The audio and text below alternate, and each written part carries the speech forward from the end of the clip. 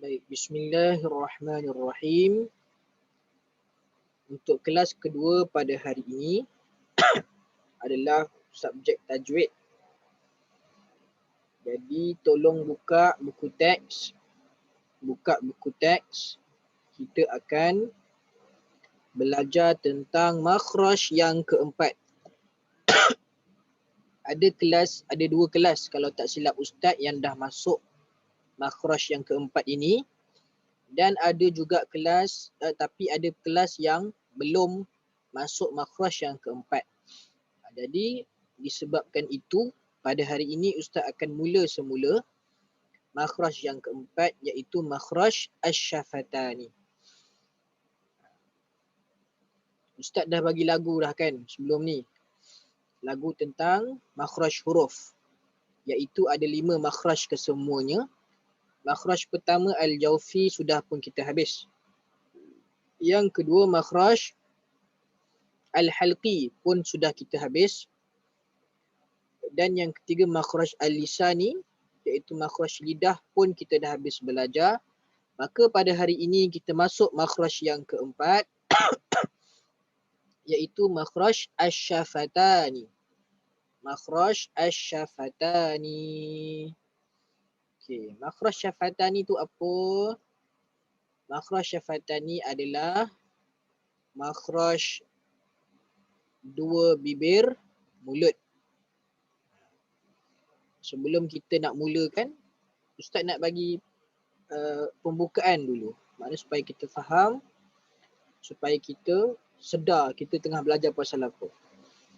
Baik, jadi makhraj yang keempat adalah makhraj huruf yang keluar daripada asy-syafatani, iaitu dua bibir mulut.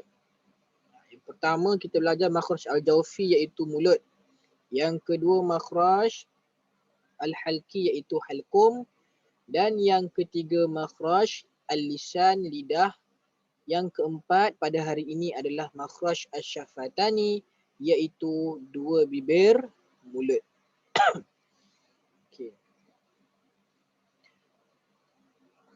Macam mana kita nak mudah ingat asy-syafatani itu dua bibir mulut?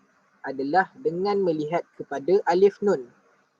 Cuba tengok mouse ustaz tunjuk dekat huruf alif nun. Makhraj asy-syafatani dekat huruf alif nun. Alif nun ini bermaksud ada dua. Seperti contoh kalau kereta dalam bahasa Arab, kalau buku dalam bahasa Arab kitabun, kalau dua buku kitabani. Kalau satu buku kitabun, kalau ada dua buku kitabani. Dia tambah alif nun. Jadi sama juga asy-syafatani, alif nun yang berada di hujung ini bermaksud ada dua. Kenapa? Kerana bibir kita ada dua. Satu atas, satu bawah.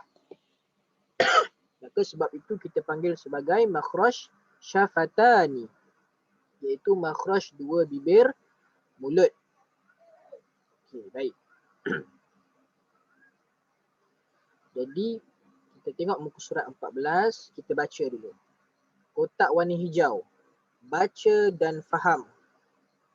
Kena baca, lepas tu kena faham. Bukan baca je, baca tapi tak masuk dalam kepala. Kenapa? Sebab tak faham apa kita baca.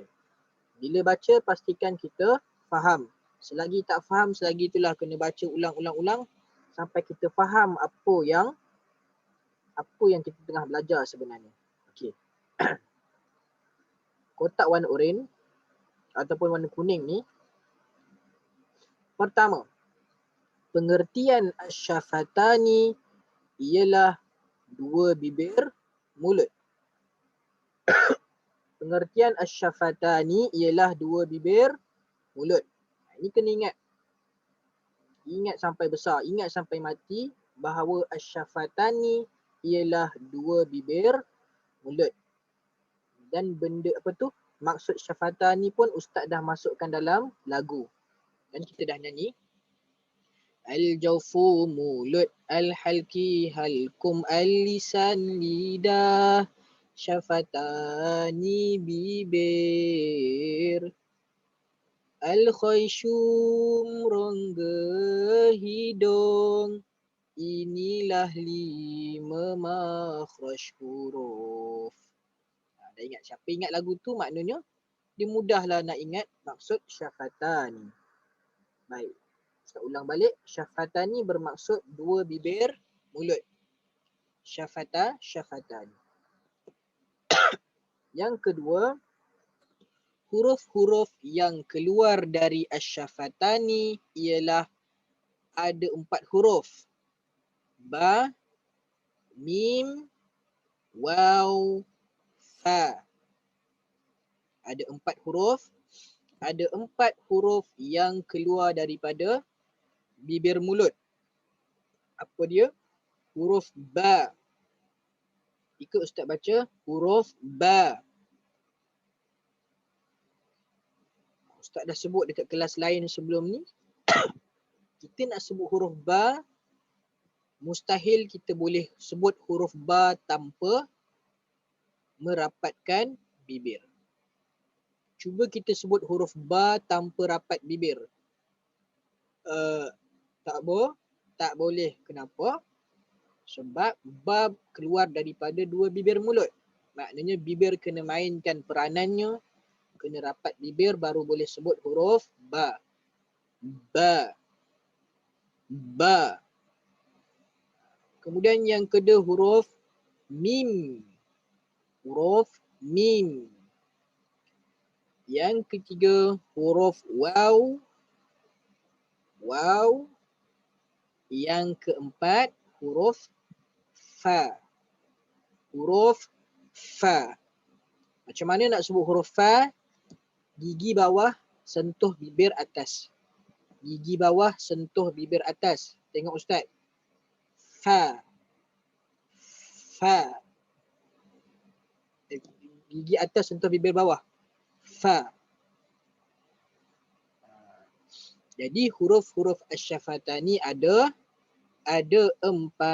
Yang pertama ba, yang kedua mim, yang ketiga waw dan yang keempat fa. Jadi pastikan hafal. Tak banyak pun. Huruf syafatani ada 4 sahaja. Ba, waw, mim dan fa. Dan kena ingat syafatani adalah 2 bibir mulut. Jangan tulis bibir sahaja. Kena tulis 2 bibir mulut. Sebab bibir ada 2. Perlu tak? Kena tak kita letak rongga? Ni Ustaz dah ajar banyak kali dah. Kena tak? Perlu tak kita letak rongga 2 bibir mulut? Tak boleh. Tak perlu letak. Kenapa? Sebab bibir mana ada lubang. Rongga itu untuk yang ada lubang sahaja. Seperti rongga halkum, rongga mulut dan juga rongga hidung.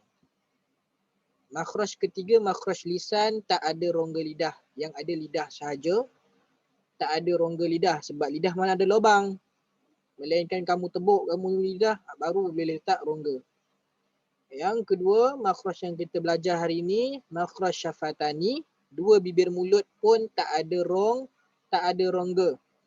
Jadi kalau dalam ujian, dalam periksa, kalau soalan tanya apakah maksud syafatani, maka jawapannya 2 bibir mulut. Itu sahaja jawapannya. Bukan rongga 2 bibir mulut. Tak ada. Yang ada 2 bibir mulut. Okey, baik. Jadi setakat itu sahaja pada hari ini. Kamu kena ingat 2 perkara. Yang pertama, maksud makhraj syafatani. Yang kedua, berapakah huruf makhraj syafatani dan apakah huruf-hurufnya. Ingat maksud dia, ingat huruf dia apa. Boleh? Jadi untuk kelas yang seterusnya, kita akan belajar pula tentang misal. Misal banyak orang tanya kat Ustaz. Ustaz, misal tu apa Ustaz? Misal tu apa Ustaz? banyak kali Ustaz sebut, misal tu adalah contoh. Maknanya untuk kelas akan datang kita akan belajar tentang apakah contoh-contoh untuk makhraj syafatan. Kita akan tengok apakah contoh-contoh ayat yang keluar daripada makhraj asy-syafatani. Boleh? Okay, baik. Jadi sekian itu sahaja untuk kelas tajwid pada hari ini. Dan insya-Allah kita akan jumpa lagi dalam kelas yang akan datang. Ustaz akhiri dengan lafaz Assalamualaikum warahmatullahi wabarakatuh.